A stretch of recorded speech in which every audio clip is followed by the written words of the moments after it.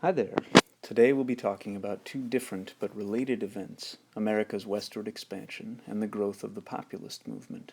The first of these, westward expansion, has a history that stretches back at least to the American Revolution, while the second, populism, only popped up in the last 3 decades of the 19th century or so. Yet the two developments came to intertwine and intersect with each other in ways that probably deserve more analysis than I've seen them given.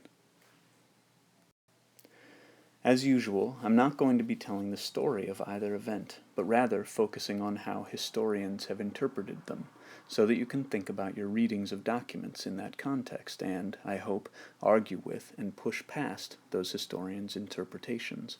We'll focus on three big questions.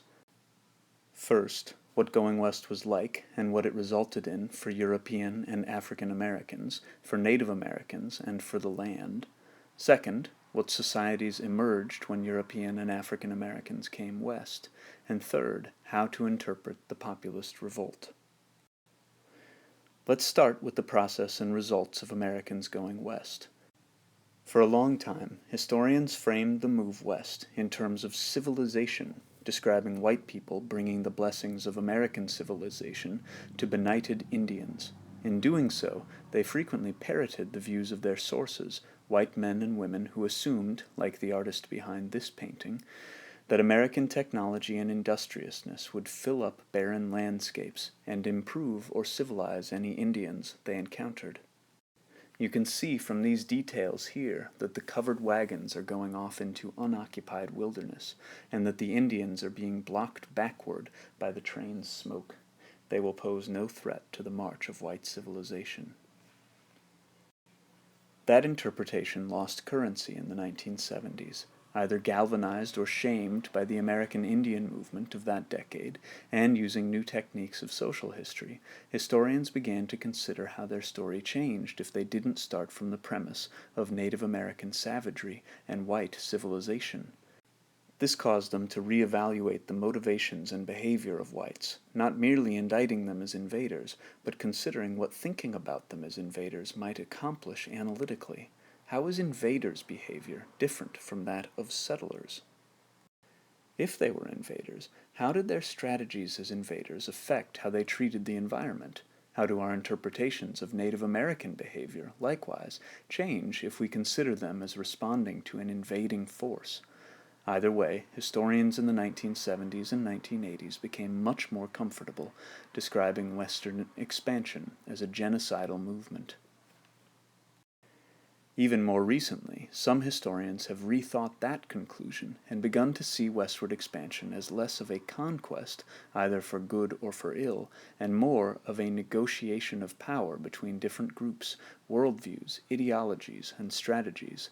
At the very least, it wasn't a long, unstoppable drive toward extermination or environmental degradation, but rather a process in which various parties gained victories, suffered defeats, worked together, and frequently intermingled in trade, in politics, and in bed. A key element in this view is thinking about Native Americans not just as a single, undifferentiated group, but as a collection of different societies with different motivations, histories, and skill sets, which would spur them to act differently in the face of European invaders. But you might think about whether or how that vision of negotiation squares with the documentary evidence. Our second big area of consideration, about how European and African Americans perceived their actions ideologically and constructed societies around those ideas, is less of a debate than a series of local observations about how different groups of people behaved in various circumstances. Essentially, historians want to know what people were thinking as they went west. They've come up with such a wide variety of answers that I can't possibly touch on them all, although it's possible that variety itself might point to an answer or two.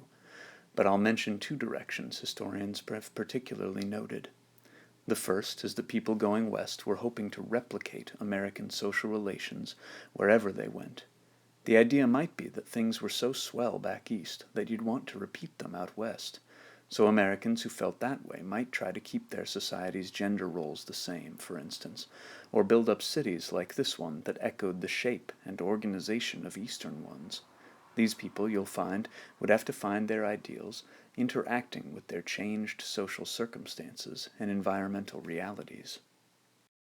Another camp of Americans saw westward expansion as a chance to conduct a social experiment in terms of new ideas about how to live. Two decent examples are the African American families who saw Kansas and other locales further west as places where they could experience real freedom, and the Latter-day Saints, or Mormons, who saw Utah as the promised land where they could recreate biblical forms of family organization. These ideas, too, would butt up against social, environmental, and political realities. That's a whole lot to think about in terms of westward expansion, but there's one last area I'd like us to think about. I hope we'll have occasion to talk about what led the farmers who went west to become so profoundly dissatisfied with their lot in life, and the ways that their experience would come to resonate with that of southern farmers and sharecroppers, so that the two groups, Southerners and Westerners alike, found enough commonalities with each other to join together in a national populist movement. But for now, I want to give you a sense of the ways that historians have approached that movement. There are three major strands of interpretation, and I'll hit them as quickly as I can. The first is historians who have seen the populists as crusaders against the modern world. This view tends to assume that populists simply couldn't handle the pace of progress. A related assumption positions them as dupes of larger forces, frequently charismatic politicians like William Jennings Bryan or, say, the silver mining interests. This populist here was supposedly suckered in by such interests.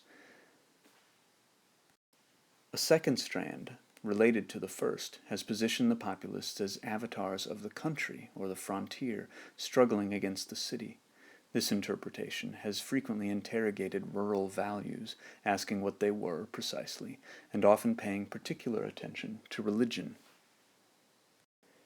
And a third way of thinking about the populists turns the first two on their heads.